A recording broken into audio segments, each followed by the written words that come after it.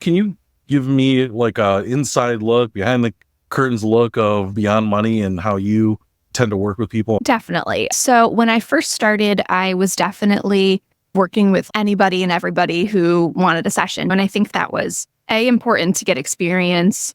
B, I think this idea that you can define your ideal customer before you've had any experience working with people is a little cuckoo to me. How do you know who you enjoy working with? But the first time that I remember working with And don't you see that a lot though? I mean, online, people trying to really nail that down. What do you think about that when you see people talking about, framing out their niche and their ideal customer at that point in their career? Honestly, a lot of it confuses me, and a lot of it is so hyper specific. Like, I want to work with men in their 20s who work in the real estate field, who live in suburban areas, and who are either newly married or going to be getting married in the next 2 years. It's just so hyper specific that I think that people would be better served by focusing more on pain points that people are experiencing as opposed to hyper specific demographics.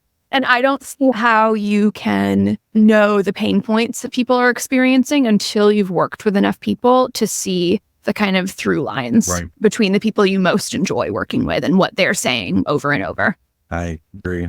And I think the clients I work with are a great example because on paper, their financial lives seem great. They all earn good money. They are in successful careers. They might have a nice house, a nice car, whatever it is, but it's inside is where they're struggling. And they don't usually share that with the people in their lives. So you might not see them on the street or at a party or in your social network and identify them as, oh, they're somebody who fits Kate's demographic of 6-figure earners living paycheck to paycheck, because they're not wearing that on their name tag. But when you speak to the stress and anxiety and shame and kind of financial spiral that they're in, then they can self-identify as being in that group.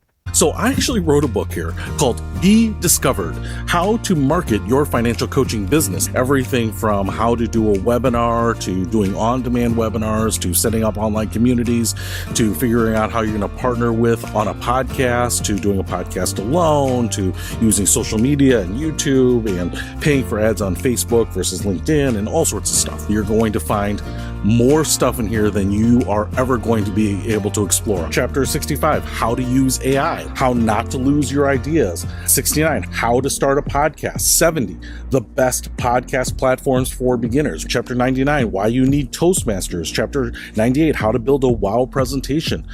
Chapter 100, how to get booked as a speaker. So I would highly encourage you to go grab it now. I am hoping that this and the content that I'm producing here on the channel is helping you grow your business. I will see you soon.